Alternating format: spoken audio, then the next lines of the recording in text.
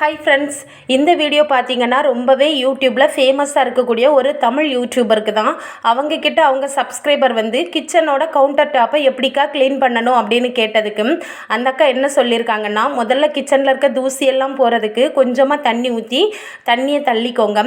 அதுக்கப்புறம் விம்மோ இல்லைன்னா சோப்போ எடுத்து ஒரு ஸ்க்ரப்பர் எடுத்து நல்லா தேய்ச்சி விட்டுட்டு அதுக்கப்புறம் மறுபடியும் அந்த வைப்பிங் போர்டு எடுத்து அந்த நுரையை அப்படியே தள்ளி விட்டுருங்க அப்படி சொல்லியிருக்காங்க.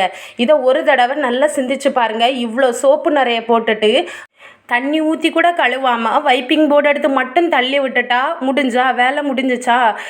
ஒரு தடவை சிந்திங்க. இந்த திண்ணையில் வச்சு தானங்க நம்ம சப்பாத்தி மாவு திரட்டுவோம், காய்கறிகள் வெட்டுவோம். அப்படி இருக்கும்போது நம்மளோட வீடியோவை டெய்லி பார்க்கக்கூடிய நம்ம சப்ஸ்கிரைபருக்கு நாம் கெட்டதை சொல்லிக் கொடுக்காவிட்டால் கூட நல்லதை சொல்லிக் கொடுக்கும்போது அது நேர்மையான வழியில் சொல்லிக் கொடுங்க.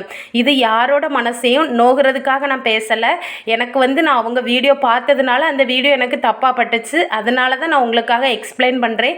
எவ்வளோதான் நம்மளோட கிச்சனை க்ளீன் பண்ணாலும் ஒரு தடவைக்கு 2 தடவை நம்ம கைகளை வச்சு கூட நீங்கள் தள்ளலாம். வைப்பிங் போர்டு தான் வேணும்னு இல்லை, 2 தடவை நல்லா தண்ணி ஊற்றி எவ்வளோ முடியுமோ அந்தளவு சுத்தப்படுத்திட்டு அதுக்கப்புறமா நீங்கள் காய்கறிகள் வெட்டலாம், என்ன வேணாலும் செய்யலாம்.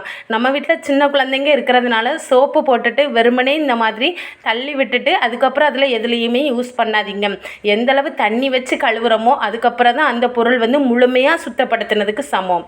இந்த வீடியோ பார்த்ததுக்கு ரொம்ப நன்றி.